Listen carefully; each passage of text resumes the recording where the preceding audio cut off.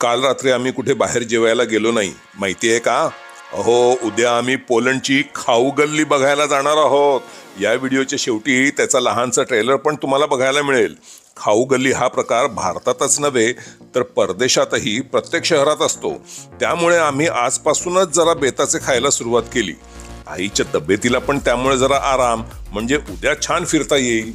आज सकाळी आम्ही चुकून लवकर उठलो आणि बाहेर फिरायला पडलो. आज आईला फिरता फिरता पोलंड देशाबद्दल काही गमतीदार गोष्टी सांगितल्या. तुम्ही पण ऐका. भारतीयांना कसे भारतीय म्हणतात, इस्रायलच्या लोकांना इस्रायली म्हणतात, तसे पोलंडच्या लोकांना पोल असे म्हणतात. पोलिश हा शब्द भाषेला किंवा वस्तूंना म्हणतात, मात्र येथील नागरिकांना निव्वळ पोल असे म्हणतात. ही सगळी शाळेची मुले चालली आहेत बरे का. त्यांचा गणवेश मला तरी कळला नाही. शाळेच्या मुलांवरून दारूची आठवण झाली. हे बघा, वोडका म्हटले म्हणजे आपल्याला रशिया आठवतो, मात्र वोडक्याचा उगम झाला म्हणजे वोडक्याची इथे नदी वगैरे नाही हो. वोडक्याचा उगम म्हणजे वोडका बनवण्याची सुरुवात सर्वप्रथम इथे पोलंडमध्ये 1405 साली झाली.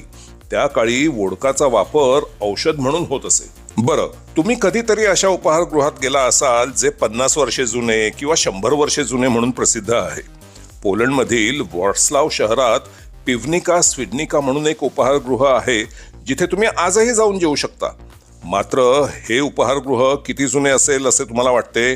100, 125, 150, 200, 300 म्हणालो तर अतिशयोक्ती म्हणाल.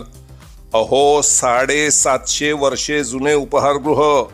1275 मध्ये ते स्थापन झाले, म्हणजे छत्रपती शिवाजी महाराज जन्मायच्या 450 वर्षे आधी. 1275 म्हणजे संत ज्ञानेश्वरांचा जन्म. तेव्हाचे उपाहारगृह अजूनही इथे चालू आहे. कधी आलात तर या जेवायला इथे. पोलिश भाषेमध्ये आडनावे पुल्लिंगी आणि स्त्रीलिंगी अशी वेगळी असतात. म्हणजे समजा तुमचे पूर्ण नाव सदानंद कोवाल्स्की आहे, मात्र तुमच्या बायकोला मृदुलता कोवाल्स्का असे म्हणाल. मागे एकदा मी घरी पिझ्झा बनवला होता आणि त्यावर द्राक्षे घातली होती. तेव्हा तुमच्यापैकी काही प्रेक्षक मला म्हणाले होते, छ्या, काय पण खातो हा. माझं जाऊ द्या, मात्र पोलंडमध्ये अनेक जण बिअरमध्ये रास्बेरीचे गोड गोड असे सिरप घालून पितात. थंडीच्या दिवसात त्याच बिअर आणि रास्बेरीत वेलची लवंग घालून गरम करतात आणि वाफ आल्यावर पितात. आलात मोठे नाव ठेवायला माझ्या पिझ्झ्यावरील द्राक्षाला. तुमच्याशी बोलून बोलून आईला लागली भूक. जरा इथे कॅफेमध्ये मध्यंतर घेतो. एक जिरा बटाट्याची पेस्ट्री, दुसरी पालकची पेस्ट्री, सोबत साखरेसारखा गोड डोनट आणि एक कॉफी. हे सर्व आईला. स्वतःसाठी मी खास बेत केला आहे खोलीवर. माझ्यासाठी कॉफी सोबत हे मीठ आणि मिरचीचे खास असे चॉकलेट, पावावर पस्त्र्याम्याचे पापुद्रे, वर घट्ट केलेले थंडगार दही. चमचा चुपण्यास विसरू नये. आता त्यावर पिकून लवकरच खराब होतील अशी गोड गोड द्राक्षे. कसे खाऊ नये ते शिका एकदा माझ्याकडून. पोलंडची 90% जनता ख्रिश्चन धर्माची आहे. उरलेल्या 10%पैकी 8% कोणताही धर्म मानित नाहीत. उरलेल्या 2%मध्ये मुसलमान आणि बौद्ध आहेत. त्यापैकी काही मुसलमान पोलंडच्या सैन्यात अधिकारी म्हणून आहेत. इतर धर्म क्वचितच दिसतात. एकेकाळी 10% असलेल्या ज्यूंपैकी 90% ज्यू नाझींनी मारले. राजधानी वॉर्सामध्ये तर एकेकाळी 1/3 नागरिक ज्यू होते. एक मिनिट, गप्प बसा, 1 मिनिट. तुझ्या मायला, अशी बहुतेक त्या गृहस्थाने मला शिवी दिली असावी. खरा हॉर्न वाजवला होता आमच्या पुढच्या गाडीने, आणि तो पण त्याच्याही पुढे असलेल्या टांग्याला. मात्र हॉर्नच्या आवाजाने तो गृहस्थ जेव्हा दचकला तेव्हा सर्वप्रथम कॅमेरा धरलेला मी दिसलो आणि बसली मला शिवी. असे होतात गैरसमज. बघायचं आहे का पुन्हा? गप्प बसा. नंतर मात्र तो दचकलाय असे मला फार वाईट वाटले. त्याच्या जागी माझी आई किंवा तुमचे सुद्धा कोणी वडीलधारे असू शकले असते. चला, मगाशी मी ज्यू लोकांविषयी बोललो होतो ना, तर आम्ही इथल्या त्यांच्या वस्तीत आलो आहोत. याला ज्यूइश क्वार्टर असे म्हणतात. मुंबईत नाही का हिंदू कॉलनी असते किंवा पारसी कॉलनी, तसेच इथे हिब्रू अक्षरात लिहिलेले फलक, इमारतीवरील ग्राफिटी, तसेच ज्यू धर्माचे चिन्ह, षटकोनी चांदणी इथे दिसली. इथे ज्यू धर्माचे प्रार्थनालय, ज्याला सिनेगॉग म्हणतात, ते पण आहे.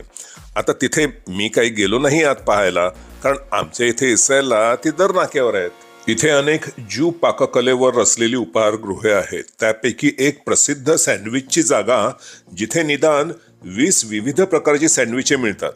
त्या दुकानाला पण 20च्या आसपास खिडक्या आहेत आणि प्रत्येक खिडकीत एक विशिष्ट प्रकारचे सँडविच मिळते असा पर्यटकांमध्ये गैरसमज आहे.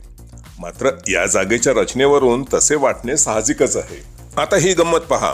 हा अपंग ड्रायव्हर असलेला बिल्ला आहे या गाडीवर, म्हणजे त्याला गाडी जवळजवळ कुठेही लावता येते. मात्र हा अपंग कोणती गाडी चालतोय बघताय काय? माझ्या मते हा अपंग नसून कोणी चलाख वकील असावा. पुढील जागा दुःखदायी आहे. तुम्ही जर शिंडलर्स लिस्ट हा नाझींनी केलेल्या ज्यू हत्याकांडाचा चित्रपट पाहिला असेल तर त्याचे काही चित्रीकरण इथे केले होते आणि त्या चित्रपटातील काही चित्रीकरण खऱ्या जागी केले होते. म्हणजे इथल्या चाळीत राहणाऱ्या खऱ्या नागरिकांना नाझी सैनिकांनी रातोरात शिरून बाहेर काढले होते आणि त्यापैकी अनेकांना गोळ्या झाडल्या होत्या. तेवढ्यात आम्हाला इथे एक भारतीय उपहारगृह दिसले. मग काय विचारता, आधीच दिवसभर चालून एवढी भूक लागली होती की अन्नपदार्थाचे चित्रीकरणच करायचे विसरून गेलो. आईने शेवटी लस्सी मागवली तेव्हा कुठे व्हिडिओ न बनवल्याची आठवण झाली. आता तुम्ही विचाराल, अहो पण काय खाल्ले ते तरी सांगा. अहो, खाण्याचा व्हिडिओ, फोटो किंवा इतर कोणताही पुरावा नसताना आम्ही कोणतेही महाग पदार्थ घेतले ते सरसकट सांगू हो, त्यात काय विशेष. बरं, आता इथून पुढे आईस्क्रीम खायला जाऊ ना, तेव्हा दाखवू. तोपर्यंत आणखीन एक गोष्ट सांगतो. पोलंडमधील विद्यापीठाला काय म्हणतात मराठीत? युनिव्हर्सिटी. पोलंडमध्ये नागरिकांना युनिव्हर्सिटी मोफत आहे. एवढेच नव्हे तर परदेशातून अभ्यासासाठी आलेल्या विद्यार्थ्यांकडून इथल्या युनिव्हर्सिट्या नाममाफकच शुल्क घेतात. त्यामुळे बाहेरच्या देशातून अनेक गरीब विद्यार्थी इथे शिकायला येतात. इस्रायलवरून सुद्धा काही येतात, कारण इस्रायलमध्ये शाळा मोफत आहेत. मात्र युनिव्हर्सिटीतील शिक्षण फार महाग आहे आणि आई वडिलांकडून आर्थिक मदत घ्यायची प्रथा इथे नाही. आईस्क्रीमसाठी आम्ही एवढे लांबून इथे आलो आणि आई आता म्हणते की तिला आईस्क्रीम नको म्हणून. ती एखादा चावा घेईल तर म्हणून मी 2 ऐवजी 1च आईस्क्रीम घेतली.